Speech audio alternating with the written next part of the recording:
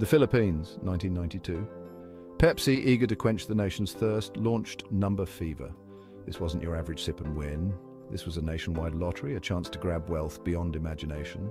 Filipinos from bustling Manila to remote villages were captivated. Pepsi became more than a drink. It was a ticket to a dream. Every bottle cap, a potential gold mine. Little did they know this sugary dream would soon turn into a bitter nightmare. Here's how it worked. Pepsi, with much fanfare, would announce a winning number. This number was part of their grand promotional campaign, known as Pepsi Number Fever, which aimed to boost sales and create a buzz around their brand. Match it, win a prize. It was that simple. People from all walks of life eagerly participated, hoping to change their fortunes with just a bottle cap. Smaller prizes ranged from a few pesos to a few thousand. These smaller wins kept the excitement alive and encouraged more people to buy Pepsi, dreaming of hitting the jackpot. But the real prize, the one that had everyone buzzing, was a cool 1 million pesos. Demand for Pepsi skyrocketed. Stores couldn't keep up with the demand as people rushed to buy more bottles, each one a potential ticket to a life-changing sum of money. People emptied store shelves, chugged the sugary drink just for a shot at the jackpot. The frenzy was palpable, with everyone talking about the promotion and sharing their hopes of winning. The winning numbers were announced on national television, adding to the frenzy. Families gathered around their TV sets, hearts pounding with anticipation, waiting to see if their number would be called. Then came May 25th, 1992, a date that would go down in history for all the wrong reasons. The announced winning number 349. It was supposed to be a moment of joy and celebration. Thousands, perhaps millions, erupted in joy, believing they held the lucky bottle caps. The streets were filled with jubilant people, all convinced they had won the grand prize. Little did they know they were holding onto a ticking time bomb. The excitement quickly turned to confusion and anger as the truth began to unfold. The number 349 had been printed on too many caps, leading to a massive controversy and a public relations nightmare for Pepsi. The celebrations were short-lived. Confusion soon swept the nation as Pepsi realized a catastrophic error. They'd printed far too many bottle caps with the winning number. What was supposed to be a handful of winners turned into tens of thousands. Imagine the scene, jubilant winners flocking to redemption centers, only to be told their winning caps were worthless. The news spread like wildfire, igniting a firestorm of anger and despair. This wasn't just about lost winnings. It was about broken dreams, shattered trust, and the realization that their beloved Pepsi had betrayed them. The initial shock soon morphed into rage. What started as peaceful protests escalated into full-blown riots. Angry crowds besieged Pepsi bottling plants and offices across the country. Molotov cocktails, once reserved for dictators, were now aimed at Pepsi trucks. The unrest paralyzed the nation, schools shut down, businesses closed. The Philippines, once buzzing with Pepsi-fueled dreams, was now gripped by Pepsi-induced chaos. This wasn't a mere marketing mishap, this was a national crisis, and Pepsi was public enemy number one. Section 5. From soft drinks to hard time. As the dust settled and the smoke cleared, the true cost of the Number Fever fiasco became horrifyingly clear. What started as a marketing campaign to boost sales and brand loyalty turned into a national tragedy that no one could have foreseen. At least 4 people were dead, caught in the crossfire of the riots. These were not just numbers, they were lives lost, families shattered, and communities torn apart. Hundreds more were injured, some bearing the physical and emotional scars to this day. Hospitals were overwhelmed with the influx of injured protesters, and the legal battle began almost immediately. The victims sought justice, and the courts became the new battleground. Lawsuits, like bottle caps after a contest, piled up. Each case represented a story of suffering and loss, and the legal system was inundated with claims against the beverage giant. People demanded justice, compensation, and accountability. The public outcry was immense, with protesters gathering in front of courthouses, holding signs and chanting slogans. The demand for justice echoed through the streets and the media. Pepsi, the once beloved beverage giant, was now facing a legal and PR nightmare of epic proportions. The company's reputation, built over decades, was crumbling under the weight of the scandal. News outlets around the world covered the story, and Pepsi's name became synonymous with corporate irresponsibility. The company, accustomed to selling sugary drinks, now found itself drowning in a sea of litigation. Boardrooms that once discussed marketing strategies were now filled with lawyers and crisis management teams, all trying to navigate the legal quagmire and salvage what was left of Pepsi's tarnished image.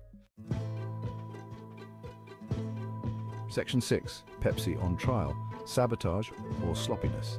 Pepsi, facing the heat, claimed innocence. It wasn't their fault, they argued, but a sinister act of sabotage. Someone, they alleged, had tampered with the bottle caps, throwing the contest into disarray. They pointed fingers at disgruntled employees, organized crime syndicates, even rival beverage companies. The public, however, wasn't buying it. The prevailing sentiment was clear. Pepsi had messed up big time, and now they had to pay. The blame game had begun, but would it bring justice to the victims? Section 7. The People versus Pepsi, a Nation's Fury. The number fever scandal wasn't just about money. It was about trust. Pepsi, a brand that had become synonymous with joy and celebration, was now a symbol of deceit and broken promises. The Filipino people felt betrayed. They had embraced Pepsi, made it part of their lives, only to be burned. The anger was palpable, the disappointment profound.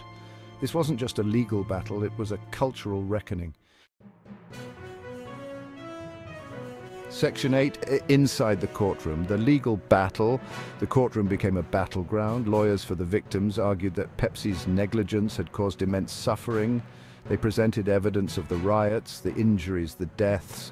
They demanded justice, not just for the victims, but for the entire nation. Pepsi, backed by its legal juggernaut, fought back. They maintained their innocence, blaming sabotage. The courtroom drama played out for years, the case becoming one of the most closely watched in Philippine history.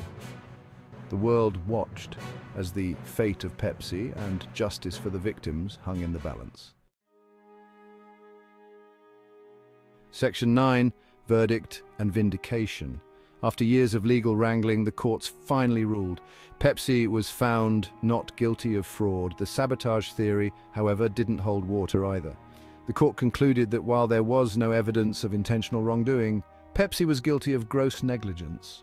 They had failed to implement proper safeguards, the court argued, leading to the disastrous error. The ruling was a partial victory for the victims. It wasn't the resounding guilty verdict they'd hoped for, but it was acknowledgement that Pepsi was at fault. Justice, it seemed, was a complicated cocktail. Section 10. Pepsi's mea culpa damage control. Pepsi, despite the not guilty verdict on fraud, launched a massive damage control campaign. They paid settlements to many victims, though the amounts were never officially disclosed. They aired commercials expressing regret, emphasizing their commitment to the Philippines. They even hired local celebrities to rebuild their image. But the stain of number fever, like a stubborn stain on a white shirt, proved difficult to erase. The road to redemption, it seemed, was paved with more than just good intentions. Section 11. Scars of number fever, a nation's trauma. The number fever scandal of the early 1990s was more than just a corporate blunder. It was a national crisis that left deep emotional and psychological scars on the Filipino people.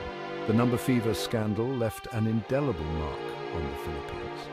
It was a time when hope turned into despair almost overnight as the promise of instant wealth was snatched away, leaving behind a trail of broken dreams and shattered trust. It shook the nation's trust in big corporations and highlighted the devastating consequences of corporate negligence. The scandal was a stark reminder of how powerful entities can sometimes overlook the very people they serve, leading to widespread disillusionment and anger.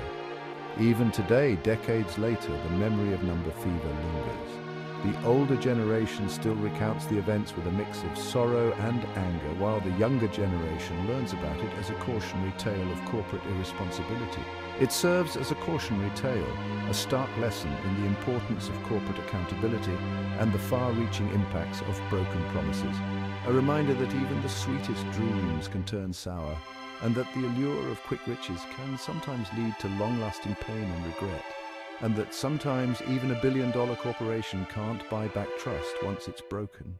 The aftermath of number fever showed that no amount of money or corporate spin could erase the sense of betrayal felt by millions. The scars of number fever, etched deeply into the collective memory of the nation, serve as a poignant reminder of the fragility of trust. Like the faded numbers on a bottle cap, the memories of that time may blur with age, but the lessons remain clear and enduring. They serve as a reminder of a nation's thirst for justice, a collective yearning for accountability and fairness that transcends generations, and the bitter aftertaste of betrayal, a lingering reminder that trust, once broken, is not easily mended. The legacy of number fever continues to influence how Filipinos view corporate promises and the importance of vigilance in the face of enticing offers.